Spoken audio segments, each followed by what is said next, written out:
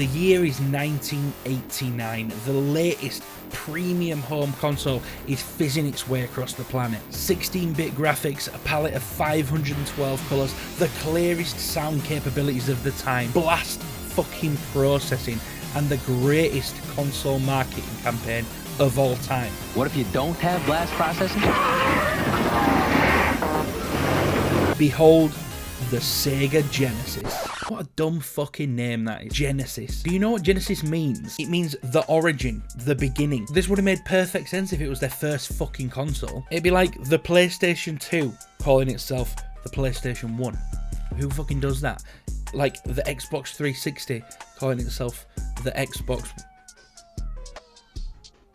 One. You know what the Genesis was called over here in Europe? The Sega Mega Drive. Let's listen to that again. The Sega Mega Drive. Say it with me. Mega Drive. How much fucking better does that sound? The Mega Drive. Sounds powerful.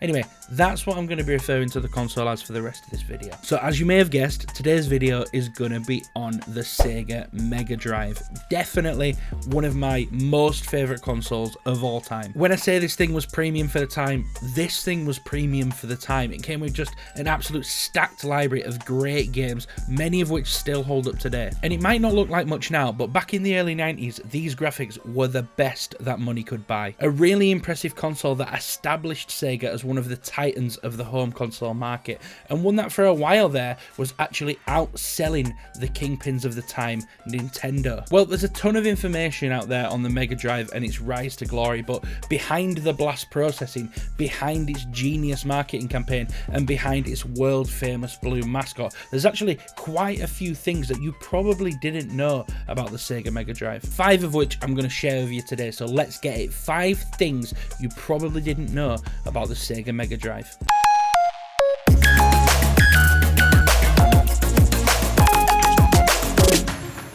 The Sega Mega Drive wasn't Sega's first home console, or their second. So everyone knows about the Mega Drive, Sega's first real success in the home console market, but actually that was their 3rd attempt at an in-home console. Most people are also aware that the Sega Master System was a thing. It predated the Mega Drive by 2 years, but really wasn't all that popular. Not at least until Sega brought out the Master System 2, which was released during the height of the Mega Drive hype and marketed as a budget alternative to the Sega Mega Drive. Hardly anyone though is aware that even before the Master System, Sega released a home console called the SG-1000. This thing, it was a stinker. The reason you've probably never heard of it is because it never made its way into the West. It was released in Japan and a few other select markets in Asia and down Australia way. A bit vague that, but I guess that's kind of synonymous with the success of this console. It didn't do very well, so much so that even the fucking internet has trouble figuring out which countries actually got it. It's not really clear why the console wasn't more successful really, especially when sporting some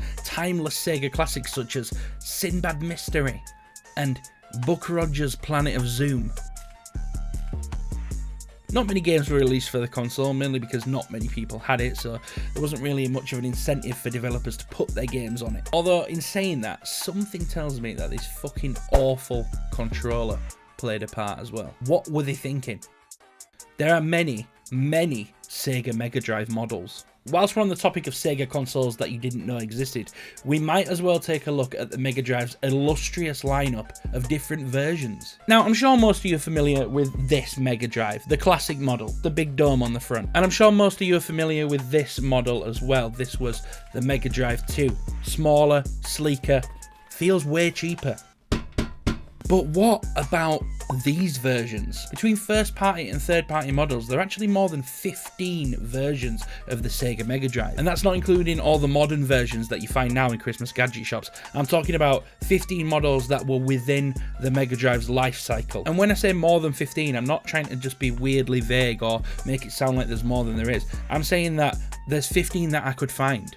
There's potentially infinitely more out there, because apparently Sega just didn't have a problem with other companies jamming Mega Drives into their products. I ain't gonna go into them all, maybe I'll save that for another video, but let's take a look at a couple of my favourites. So remember when Sega released this monstrosity? This was the Mega CD, a clip-on attachment to the Mega Drive for playing CD-based games like Sonic CD and You know, it was a transitionary period between the Mega Drive and the Saturn. But who the fuck wanted that lying around in your TV unit? Thankfully, the tech company Victor took this eyesore very seriously and decided to develop the Wonder Mega, which was a console that neatly combined the Mega Drive and the Mega CD together. This one's fucking great. So, back in the 90s, before smartphones, Spotify, AirPods for the young amongst you, this is how we listen to music on the move.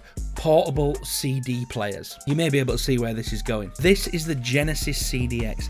It's a portable CD player with a fucking Mega Drive built into it and marketed as a portable Sega Mega Drive. Here's the problem though, right?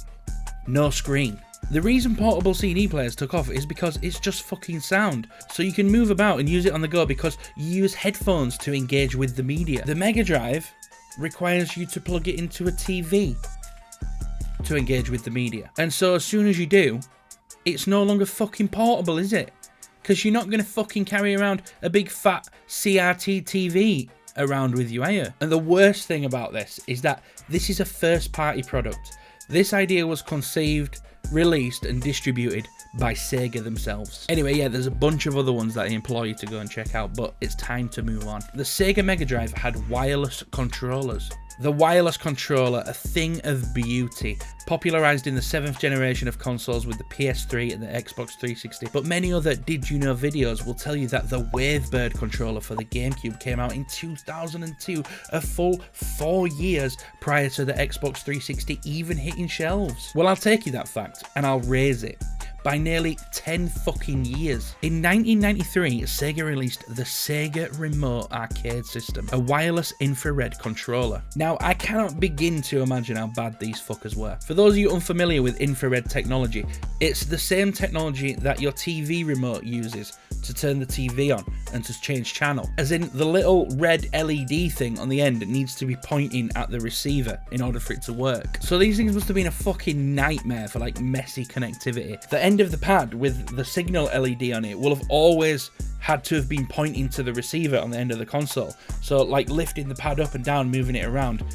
I can't imagine that in 1993 there would have been stable connectivity there. I tried to find some YouTube videos to see if I could find anybody reviewing them, see how well they worked, but not many people seem to have these controllers. And the two videos that I did find, one of them just talked about it and didn't actually plug them in and test them, and the other guy just couldn't get them to work at all. So, you know, that tells me enough. I imagine there must have been some serious input latency on these as well. Again, I don't know for certain, I don't own the controllers, but when I press a button on my TV remote, it doesn't have the kind of response time that I would want when playing a video game. Anyway, not the kind of accessory that I can imagine being a must-have, but must-have or not, these are still wireless controllers that came out in 1993. Madness. EA made pirate games on the Sega Mega Drive and used them to leverage more money out of Sega themselves. Okay, back in the day, did anybody have EA games on the Mega Drive? If you did, you'll probably remember these weird cartridges, right?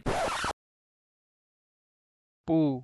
Clunky, ugly looking things with this weird yellow notch out of the side of them. But why? I mean, these are the kind of questions that you don't ask as a kid, but there's actually a pretty crazy story behind it. So back in the 90s, EA games were not the powerhouses of the gaming world that they are today. However, one thing that seems to have been with them since their early days is their relentless, unquenchable thirst for using sketchy and immoral practices to extort money from people. Although nowadays it's the consumer that this greed is aimed towards, back in the early 90s, EA boldly went after the console manufacturers themselves, particularly Sega. With the success of the Mega Drive being beyond what Sega had anticipated, the demand for dev kits were high, and back in 1990, Sega couldn't meet the demand for dev kits, and therefore that left some developers in the dark without dev kits to create games. And EA was one of those developers. But as ever, EA weren't going to sit back without a slice of the monetary pie, and as the story goes, EA managed to borrow a dev kit from someone. Nobody really knows who. So in the short time that they had it, they were able to take the thing apart and backwards engineer it before sending it back. So with this new intel, EA were able to build their own dev kits and began independently producing games for the Sega Mega Drive without the permission of Sega and without their approval. Now back then, technically there wasn't anything illegal about independently producing games for any system. The problem was people just couldn't do it without a dev kit, and the only way to acquire a dev kit was by entering a contract with the console creator who would then provide you with dev kits to create games under the terms of the agreed contract, right? Well, since EA built their own fucking dev kit, they didn't need any of that. And in what is probably the most gangster move in gaming history, rather than just release those independent games, what EA did with them is they took them to Sega and said, look what we've made. We're going to start putting games out on your console without your approval, or you're going to start paying us more favourable royalties than the other developers. You're going to package our John Madden football game as a flagship Sega game for the US market, and you're going to let us create our own cartridges with our own weird little yellow notch in them. And Sega were backed into a corner and agreed. It's mental. In the long run though, this actually probably did Sega a lot of favours, because the John Madden football games were actually an astounding success in the States and only served to increase the popularity of the console. Not just on a consumer level, but also probably brought a lot more third-party developers across to Sega. Blast processing was actually a real thing. Well, kind of, as in the term blast processing, complete waffle, doesn't actually mean anything. But the sentiment, what Sega meant by blast processing, was actually very true. Sega's blast processing was a marketing buzzword for them claiming that the console was lightning fast compared to others on the market, and this is the truth. The reason behind it was that the Mega Drive used a technology called direct memory access, which, without getting too technical, meant that the Mega Drive was able to access the RAM directly when carrying out certain functions rather than going through the CPU. Slight bit of technicality here, but where this really stood out was in the vertical blanking. Now, those of you that are unfamiliar with vertical blanking, and why the fuck would you be familiar with vertical blanking?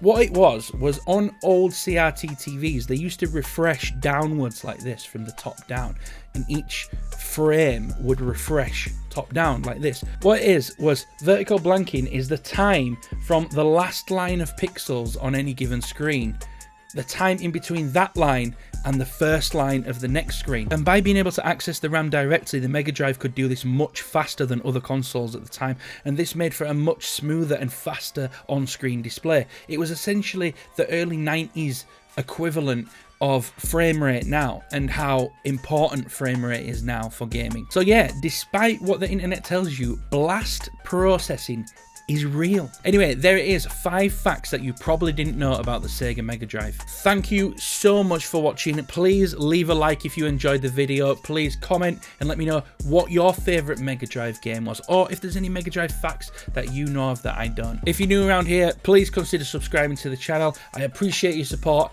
and I'll see you in the next one.